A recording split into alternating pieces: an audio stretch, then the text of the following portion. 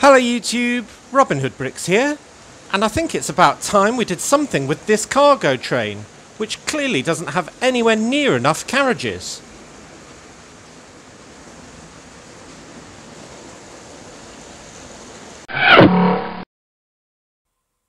I'm sure for a lot of you my cargo train is plenty long enough, but not long enough for me. I want to make this thing ridiculously long. If you don't think it's ridiculously long already, wait till you see it. And as a result, I've been kind of getting my creative juices flowing by designing loads of interesting and unique wagons for my cargo train. And this will be the first of a few that I've designed recently, inspired by particular pieces or whatever, over the coming weeks and months. There's a few that you'll have got wind of if you watch my brick hauls. Those are basically being ordered for at the moment, so I'm getting all the remaining pieces that I need to go ahead with those. But this one I've got everything for, so I thought I'd do this one today. Now, this, like many of them, was inspired by some pieces. And then the idea grew from there. But the basic pieces are these wonderful barrels in this flamish yellowish orange colour that come from the set 70163, Toxic Eater's Toxic Meltdown, which is an Ultra Agent set from 2014 with a wonderful helicopter that goes around spewing kind of biohazard toxic waste out of these barrels through two kind of squirter guns on the front of that helicopter. But I just really like the colour of the barrel with the lime green sort of stripe on it and these biohazard sort of hazard striped stickers. So I've got a pair of those, and because that set seems to be very unpopular for some reason, I've actually managed to get another set so I can have the same sticker repeating on the other side. So I thought it'd be great fun to have a train wagon, essentially, with two or maybe even three of these barrels on the back of it, transporting horrible toxic waste from one city to another, probably from a nuclear place or something like that to somewhere not so great, like Derby. I'm joking, of course. Calm down. Derby is the rival city of Nottingham that's just along the road. Now, the second part of the plan was to get some motion involved because, as you'll know, my favourite cars on my cargo train at the moment are my cement wagon, where we've got the whole cement sort of cylinder rotating as the train goes along, and I absolutely adore that. But better than even that is the pump wagon hanging off the back with the two rail employees desperately going away at their pump to keep up with the train and try and catch up with that caboose. So I wanted to get some motion in here. And first of all, I thought about having these whole barrels spinning, which would be very entertaining, I'm sure, but not very realistic, perhaps, because why would your barrels spin on the back of your wagon? So what I thought instead I might do was have some of the contents spinning. So if I had some of the contents kind of erupting out of the top in a rather alarming manner, I could have that spinning. And though that would be a lot more subtle, I thought that would be a lot more realistic and still really good fun. So that's what I'm going to do. And then in the middle, rather than have three barrels, I thought I'd have some minifigures making the scene complete.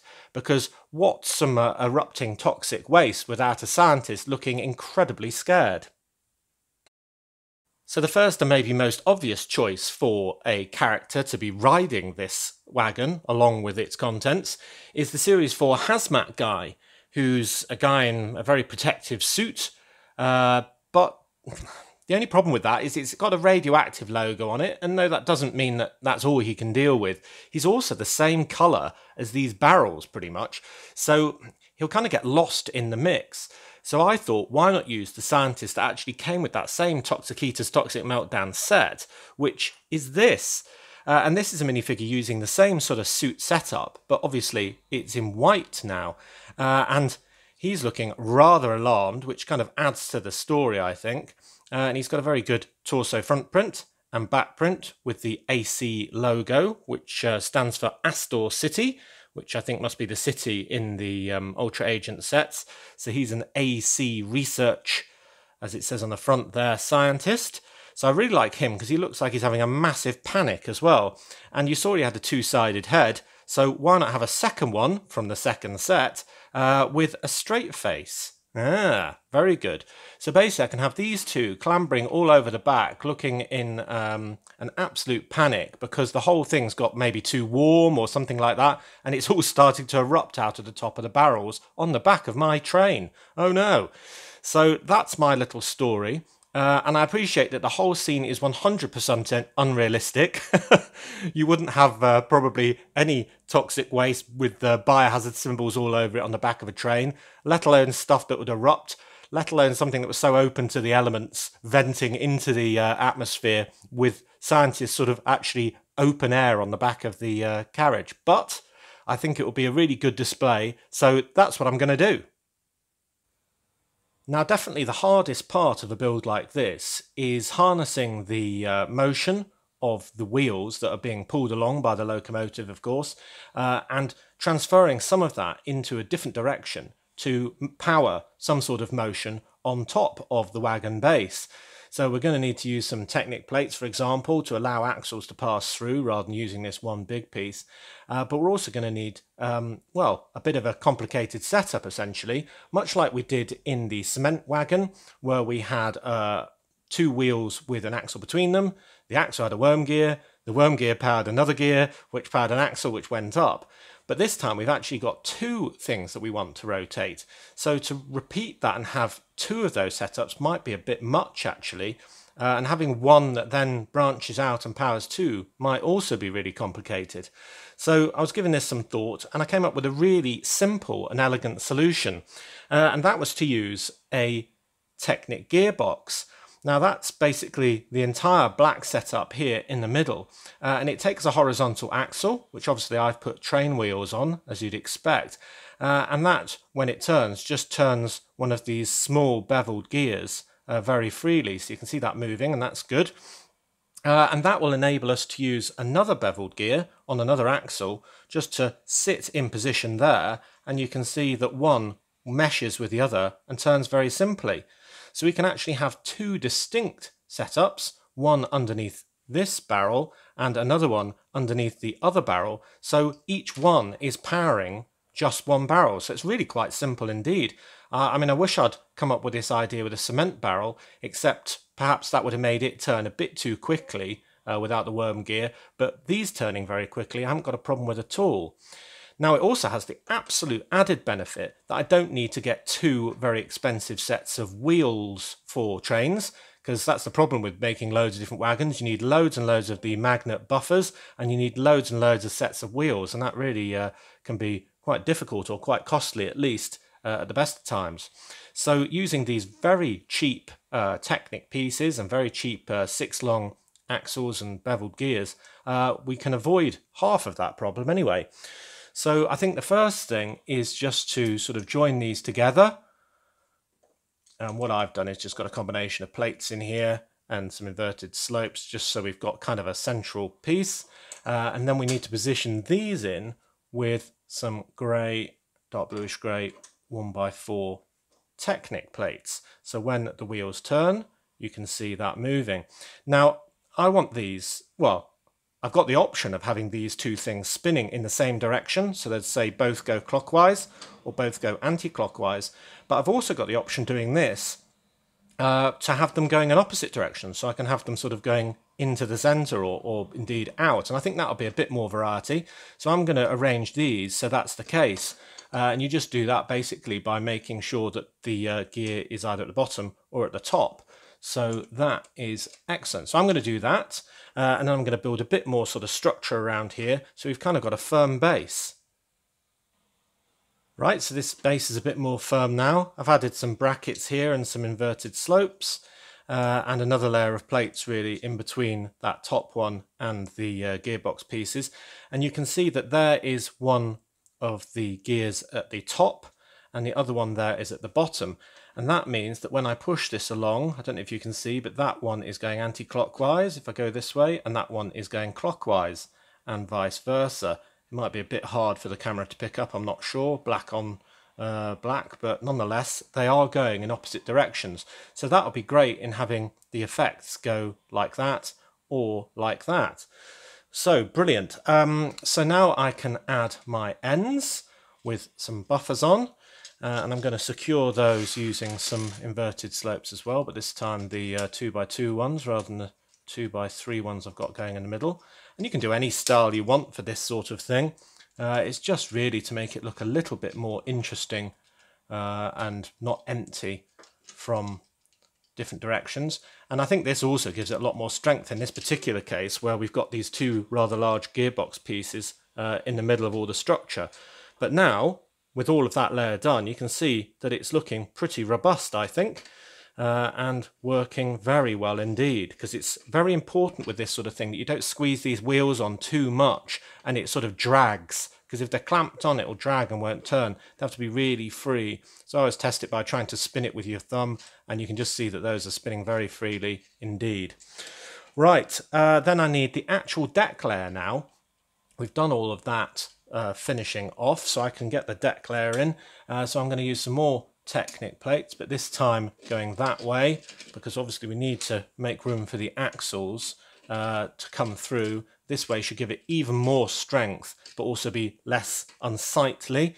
And then for the rest of the deck, sort of to create the same effect as this one 6x16 piece, I've got two 2x16 plates, and therefore we end up roughly in the same position, but with our still working axles coming through the top. Rather fantastic. Cool. So for the colour scheme of this, I really like this yellowish, flamish orange. I like the lime, so I'm going to continue that. Maybe elements of white to match these guys. And otherwise, maybe the odd spatter of grey, I don't know. But because I had two of these sets to cannibalise from, which I got quite cheaply actually, because they were partial sets, which I always am a big fan of, because you can get quite a lot of pieces for quite good value, especially if you're not going to actually keep the full set built up. So I've actually got a couple more of these lime plates to decorate these even further. So I suggest we try and get the mechanism going first. So I kind of envisioned, because these have all got holes through them, that that would sort of sit on that axle, that one would sit on that axle, and then we'll have to extend the axles, of course, and they'll pop out the top, and they would power some purple ooze.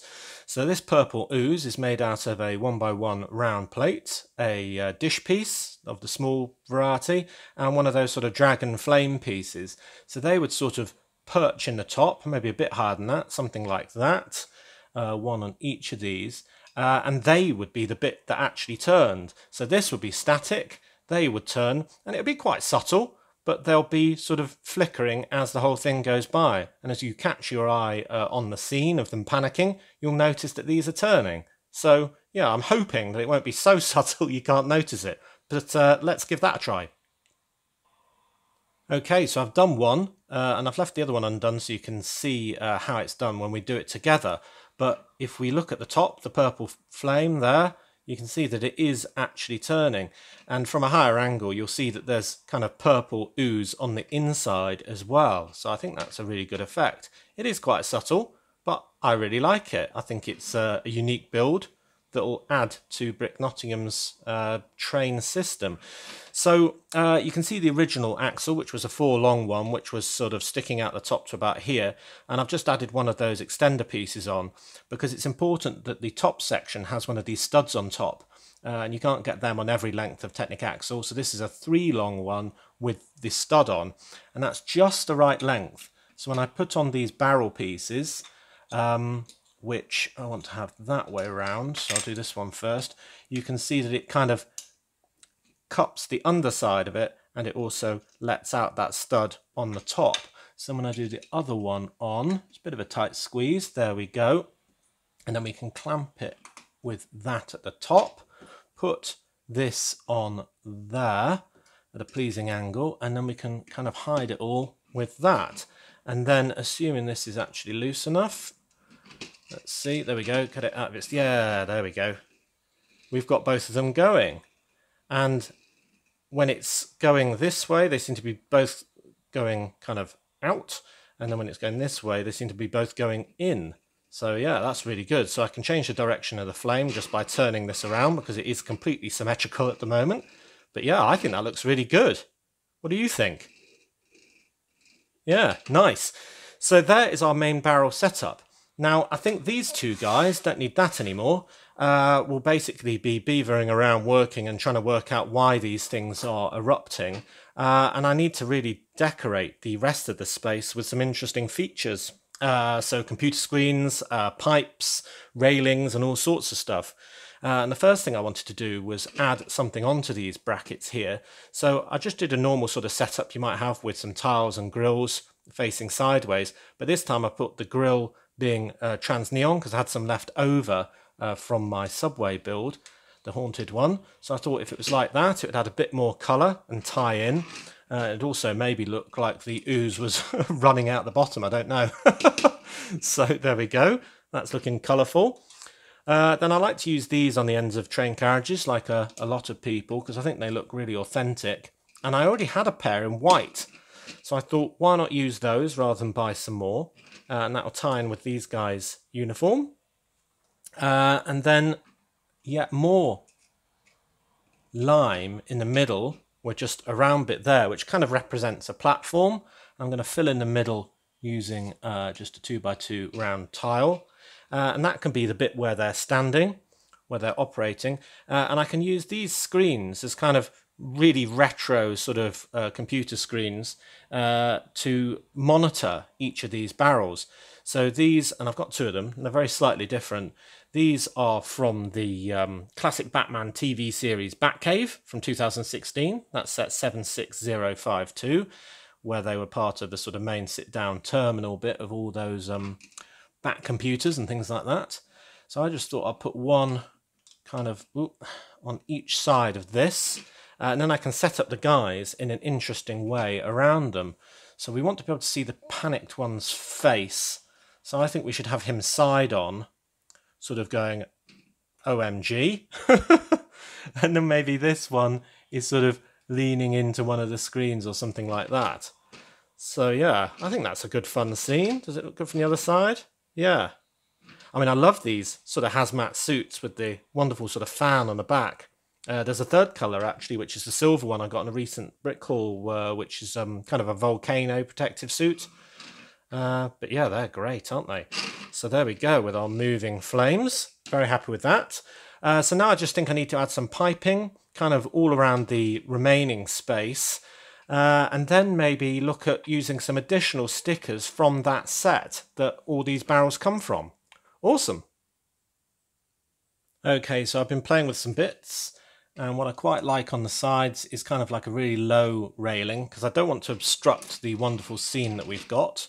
So I'm just going to, is that symmetrical? No, there. Do that on both sides.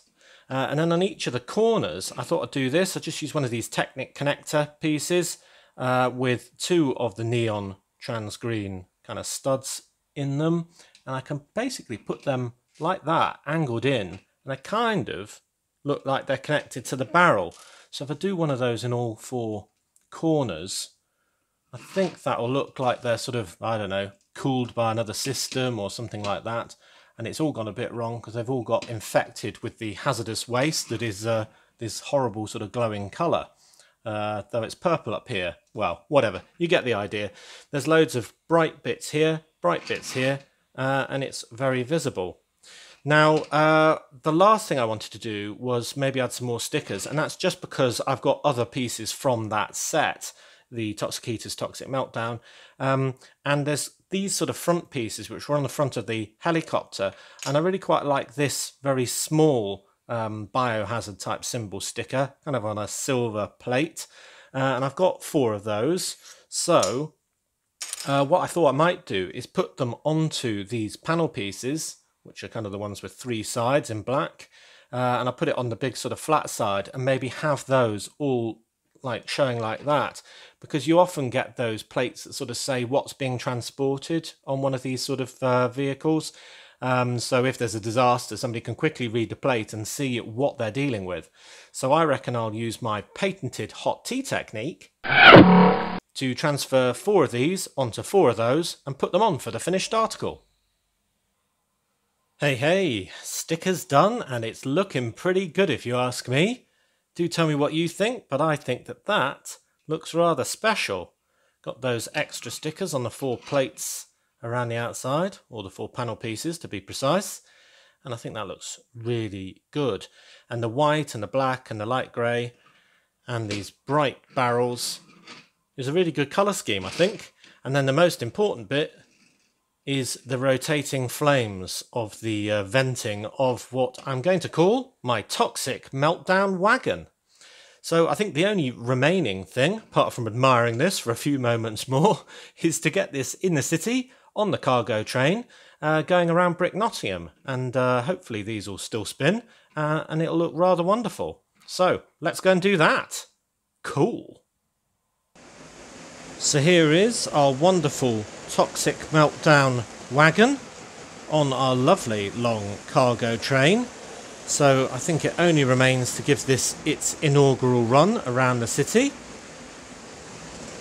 And there it goes, off into the distance. Question is, can we see those toxic plumes rotating? Let's try it here. Ooh, yeah, they're definitely twiddling, and twiddling quite quickly actually, which is quite fun. Because they're not on that worm gear, they're actually spinning around at a rate of knots. And you'll notice I've got both passenger trains running, and I'm not even holding an IR remote in my hand, because they're a lot easier to space out now. So there is the second one coming through. So yeah, that system that we actually integrated last train video really has worked, because it's a lot more stress-free to run. I love those plumes actually. It's quite subtle. I mean, it might be something that you have to kind of point out to people that it is actually going, but I really do like it a great deal. Maybe if they were a brighter colour, it might work slightly differently. Ooh, that's a good shot, isn't it? All the lovely trains and trams and so on. Looking really good. And some of you might notice I'm now filming all of these shots in 60 frames per second, whereas all my older videos would have been in 30 frames a second, and hopefully that's making me moving around and looking at trains that are moving rather quickly a lot more clear. So do tell me how you feel about that, and whether you're noticing a difference in this video, and indeed the last one actually, not the brick haul, the one on Monday. Let's look at those plumes again. Oh yeah, you need a certain background really to be able to see them moving. But yep, there they are. Yeah, really looking good. Cool.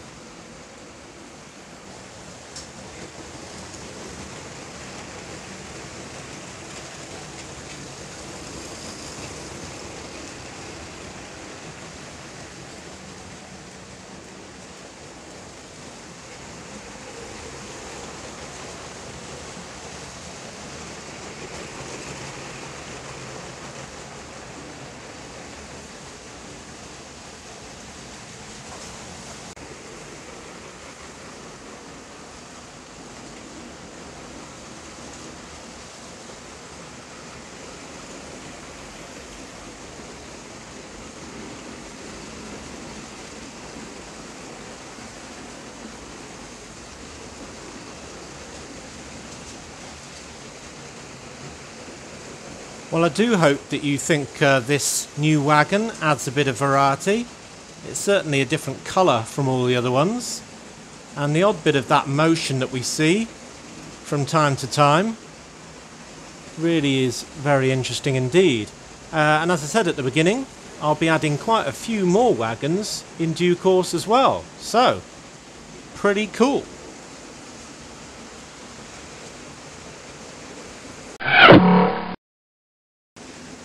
So as always, thank you very much for watching, it is appreciated.